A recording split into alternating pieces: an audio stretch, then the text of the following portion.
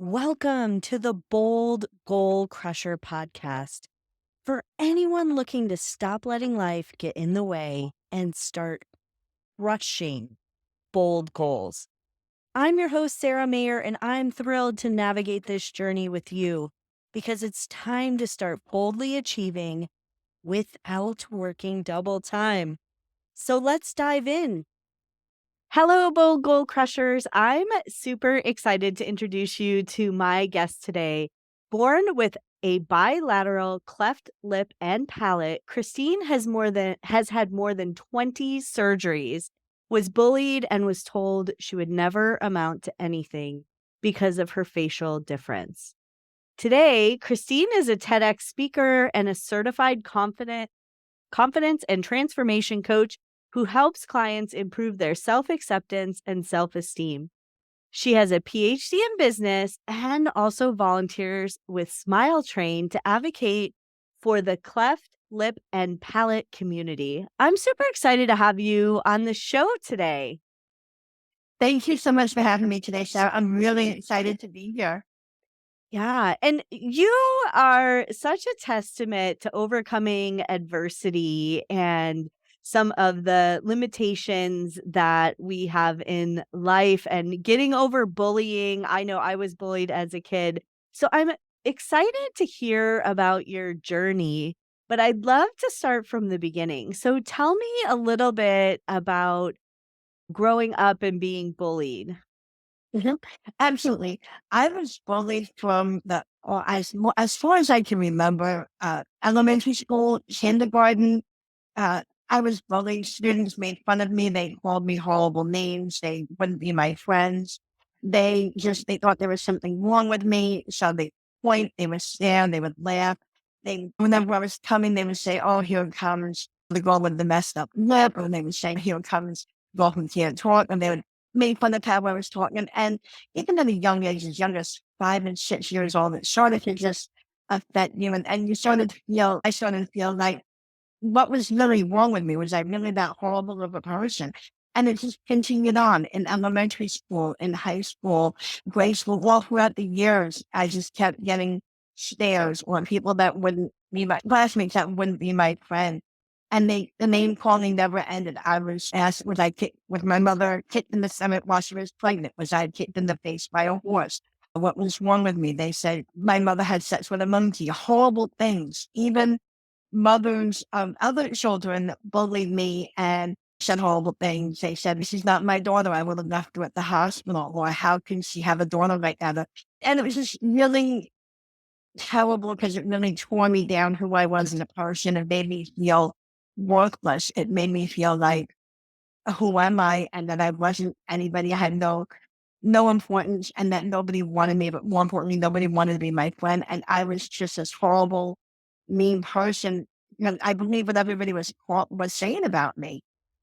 Even teachers, again, they thought that I was stupid. They said I would never amount to anything. They assumed that having a facial difference meant I had no intelligence.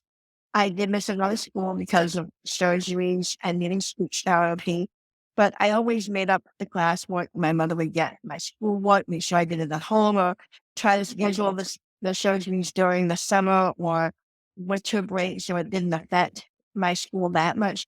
But that didn't matter. Teachers still believed that I didn't have the intelligence. And so it really just takes its toll on you, and it just wears you down. It makes you this almost like a shell of a person. You just don't even know who you are. I'm so sorry that happened to Mhm. you. And I wish that I could say that was unique. A lot of children experience similar things. And, that was I wish I could say that was so rare. And hopefully that wouldn't happen to others. Unfortunately, I just don't know where kids get that, and it's so hard on the psyche, and it follows us to adulthood ish, and it could be no further than the truth. You're a PhD now in business. Mhm. Yeah, Absolutely. Yeah. Mhm. yeah, and I was bullied as well, surprisingly, for my hair, because my hair was very curly and red and different than my parents. And so they found out that I was adopted. So, of course, that was the whole thing. Well, her mother didn't even want her. And then my last name, which sounds so simple, is Mayer, but it's spelled like Oscar Mayer. And so I was Oscar Mayer Wiener Grill growing up, which was Mhm. really awesome. So, Yeah. yeah. And as you mentioned, it takes a toll on the psyche and the confidence. And you use the term a shell of a person. And I think so many times, whether it's bullying as a child or even a negative comment on Facebook, those things truly do build up and break down confidence. So, how did you go from where you were to where you are today? Actually, that's really a long story Yeah. because it took me more than half of my life to get to where I am today, to be able to deal with the bullying and all of the name calling and everything else that I went through. I took the advice of my mother, which I know now wasn't the best advice, but it was the best that she knew how to give. And that was to just ignore them. Use the old childhood rhyme of that two stones can break my bones, but words will never hurt me. And that's what I believed. I know now that's not true. Those words did hurt me, Mhm. but I told myself that they can't, and I believed that they didn't. So I ignored what they said. But more than ignoring it, I denied it. I denied that I had a cleft lip impairment. I denied to myself that I was different. I denied that what they said was true. But denying it was different than just not believing it. Because by denying it, I refused to accept it. And I refused to accept who I was. I didn't talk about my cleft. I didn't talk about the bullying with my parents or at home. I didn't talk about it with a trusted friend or an advisor. I didn't even seek therapy or help for it until well into my 40s. And I'm 50 now. I'm in my 50s now. Just had a birthday a month ago. I'm 53. So it wasn't until about 10 years ago that I actually started getting professional help for this. And like I tell my clients, I don't recommend living in denial because denial is not a river in Egypt. But that was how I survived. That was the only way I knew how to survive was by denial and pretending it wasn't real. And even though I heard it and it did tear me down, I believed to myself that, okay, I was something different. But what that did was that just made it harder for me later on because then I lost who I really was. And then I had to go through this process of figuring out who am I? And really at an adult in my 40s, starting to rebuild my confidence and realize, okay, I can do this. I'm not who everybody says I was. And it's time to come out of that denial and start facing what I've been through. And what I learned is that everything that I've been through, all of the challenges and the obstacles and the bullying made me stronger because I had to have some level of strength, resilience, and determination to be able to deny it, to push through. And so I would draw on that confidence to be able to do the things that I did, accomplish what I did, and to realize that it's part of me. It's part of who I am, what made me compassionate and understanding. And it doesn't identify me though. That was the biggest lesson that I learned is that just because I might look different doesn't mean that I am a bad person. And it's only a small part of who I am. Who I am is really defined by my actions. Yeah. And I love that you bring up that one part of you truly is not your full Mhm. identity. Unfortunately, so many of us have let that become so absorbing in our life where we're obsessed with thinking about that it feels like that may be the full us, even though it's maybe only a sliver of who we are. Absolutely, yes. Yeah, and it took me a really long time to realize that just because I've had so many surgeries, I've been bullied, I've been through all of this, it's not who I am. And even as an adult, I grappled with, okay, it's just who I am. I made it my life now. I made it my purpose of helping people with a cleft lip and palate, but it's still not my identity. It's a major part of who I am. I'm also other things. I'm a speaker. I love animals. I love nature. I'm a business owner. I'm an educator. I've taught accounting. So it's just a small part of me. And I always encourage people who think that this defines me, that defines who I am, and I can't do anything else because of it or I'm limited by it. I always say you're not. You're only limited by what you think you're limited by, and that just is never true because you can go far beyond what you think you can do. Mhm. And sometimes there's true power in the lessons we learn from adversity or the obstacles we've had to overcome. You mentioned resilience, you mentioned ability to overcome things. And sometimes we miss those lessons because we're so focused on that obstacle. Mhm. Absolutely, yeah, and that's what I always say is that if I didn't have the experiences that I had growing up, all of the surgeries and the bullying, all of the adversity I had to overcome, the challenges, and learning how to get through that, I don't think that I would have the strength and the determination that I have today to be able to fight and advocate for myself and have the confidence that I had because it made me a more compassionate person, made me more understanding to other people's challenges, and it made me more accepting of other people's and their differences. And then I may not have had if I haven't gone through similar issues myself. Yeah. So now you have been a TEDx speaker and you've become a certified confidence coach. So talk a little bit about if somebody's listening and they're like, "Oh, I've been through a lot," or "I think I'm really focused on this one part of my identity." How do they build that confidence? I always say that confidence is basically a combination of three things.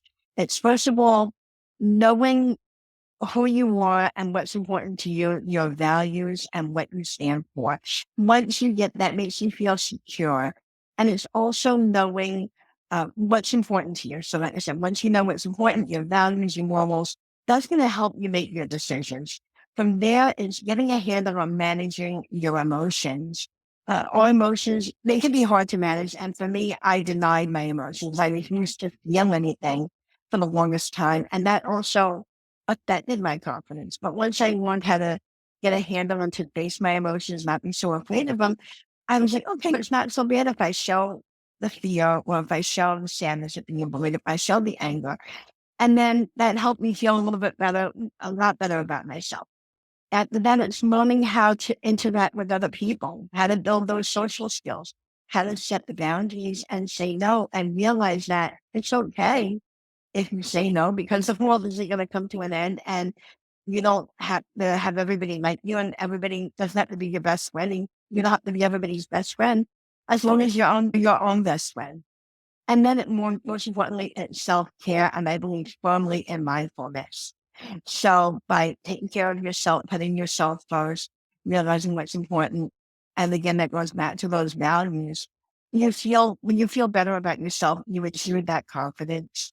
You exude the feeling of self-worth and you know what's important. So then you can go out and then just be yourself and realize that you're worth it.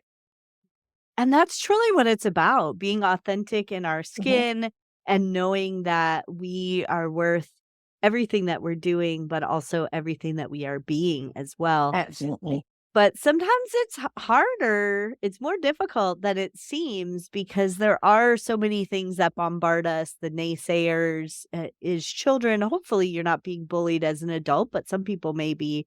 And it takes that toll. So if somebody is really struggling with their confidence, what would you say is the first step? The first step I would say to someone with that confidence is to I guess identify what areas they're struggling with. Because confidence is so layered and there's so many areas. Somebody can have great confidence going out in public, but be afraid to show their emotions or be vulnerable.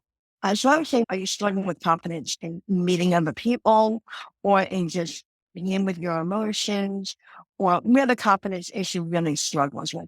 For most people, I think it's just feeling good about themselves, feeling that sense of self-worth. And in that case, I always encourage them to find three good things or three things about themselves that they love the most, whether it's a physical trait or even a non-physical, but a characteristic. Maybe they just love that they're really smart or they have a skill that they do really well.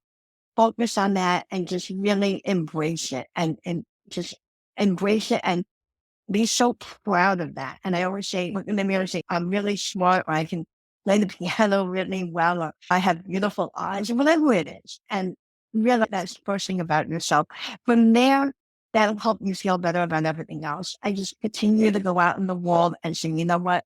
I am who I am. I'm the way I was made, and there's nothing wrong with that. And positive affirmations go such a long way. I know some people laugh at them and say, yeah, it doesn't sound like it, but we are what we think. And I found also that, again, denying who I was, denying that I was bullied, it really did a number on me. And then once I started saying, okay, I was bullied, I can't deny it, it helped me accept it, helped me build that acceptance so I can face it and let go of it. So those positive affirmations, those thoughts, they make a difference. Yeah. So many times as humans, we're focused on what's not working. Mhm. And there are so many things many times in our lives that are going well or that we are gifted with. And I am a big believer in positive affirmations for myself. I like to do them. But I also think many times we don't share the things with others that we particularly like or enjoy about them or things they're good at.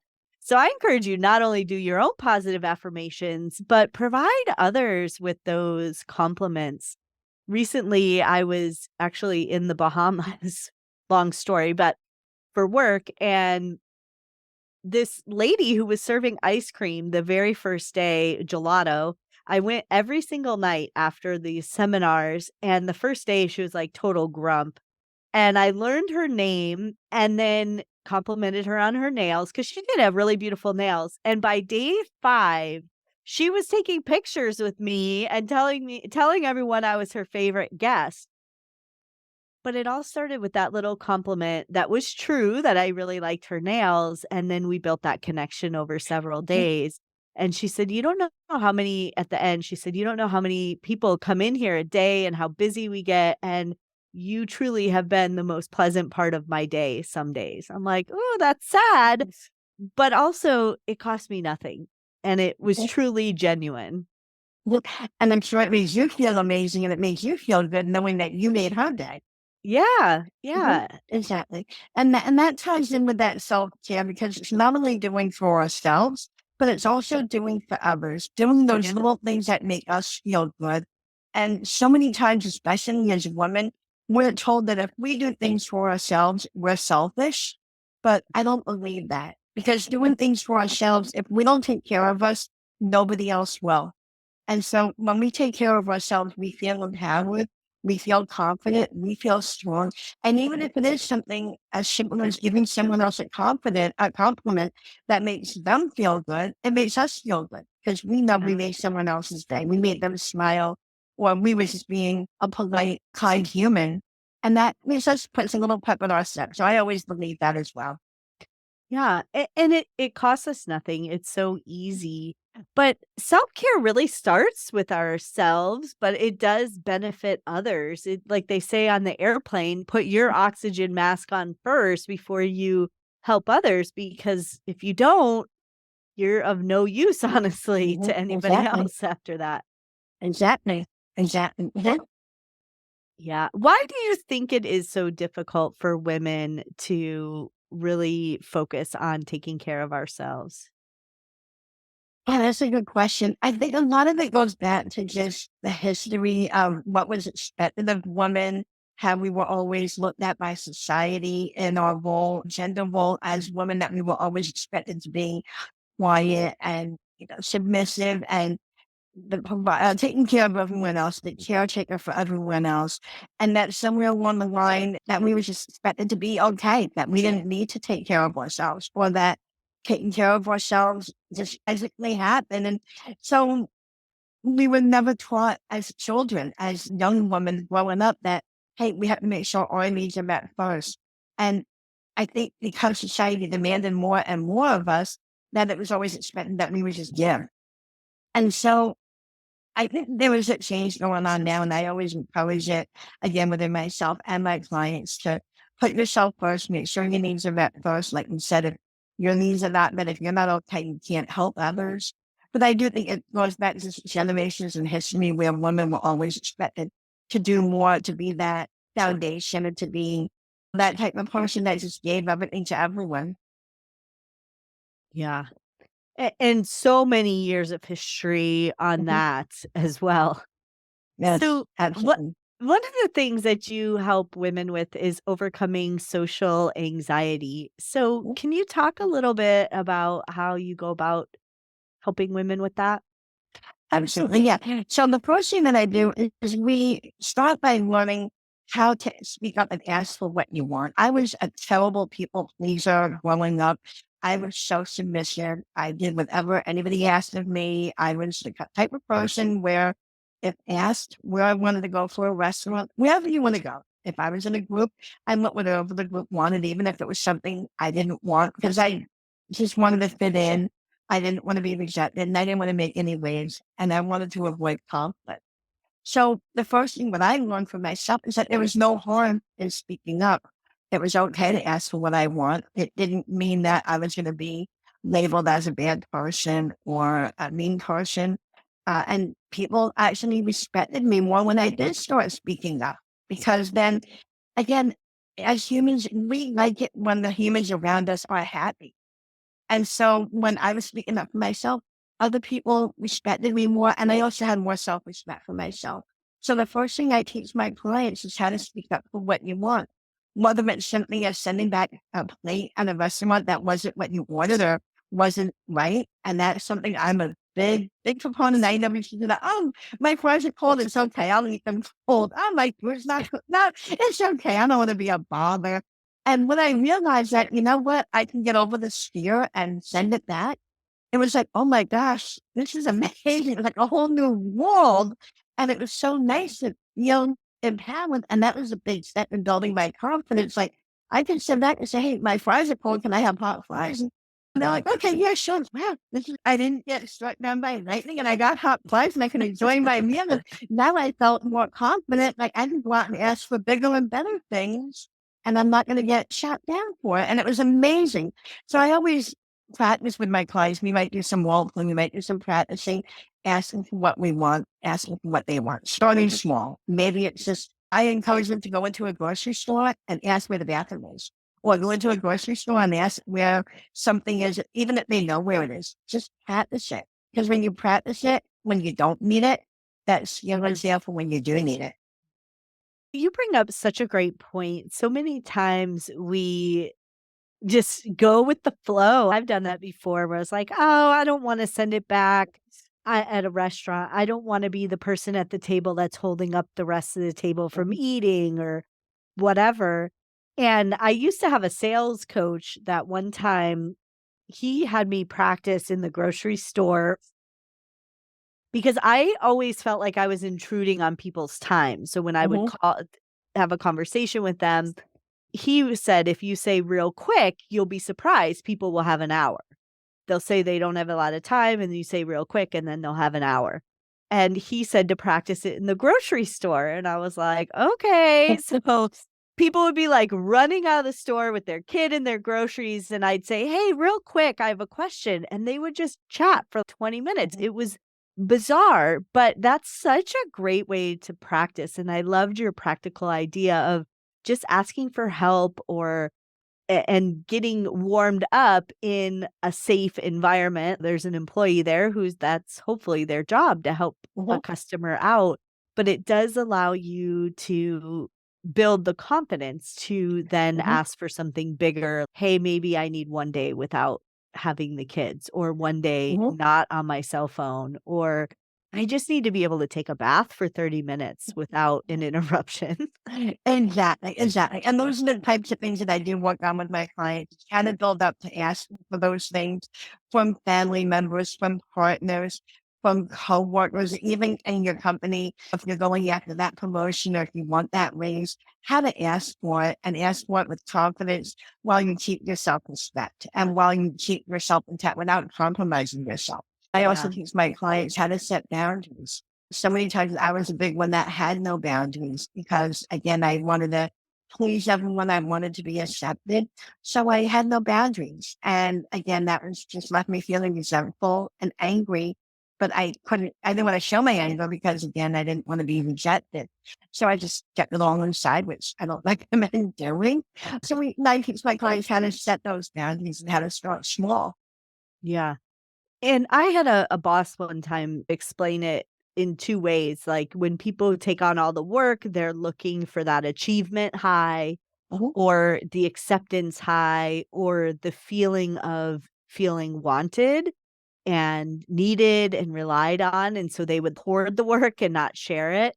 And I think that's so natural in that I don't think anybody starts their day and they're like, "How many people cannot like me today?" Like, everyone wants to belong and feel accepted, yet we all have these things, this muddy water that we have to go through to truly be authentic and feel like we're living our intentional life.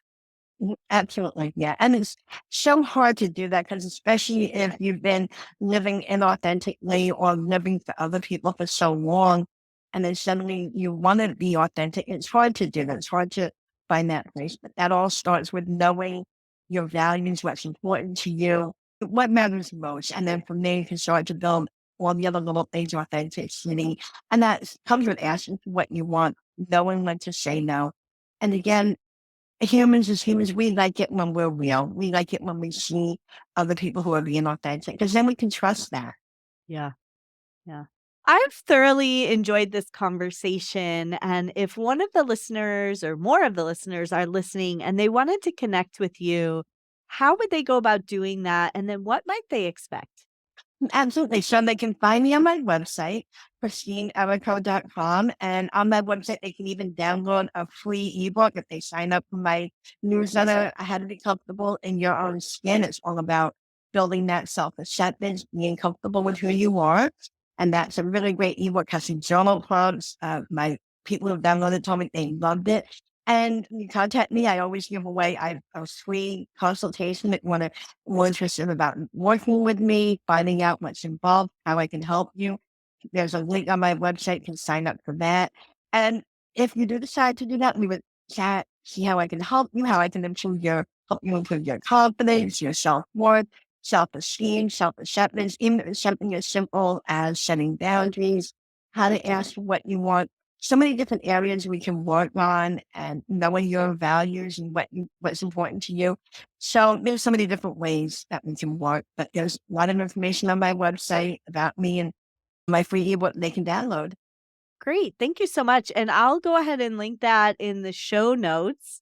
Mhm. And everyone can grab that ebook and schedule a free consult with you and really step into that journey of building confidence. No matter where you're at in the journey, I think it's important to always be working towards that authentic life that's intentional and true to you.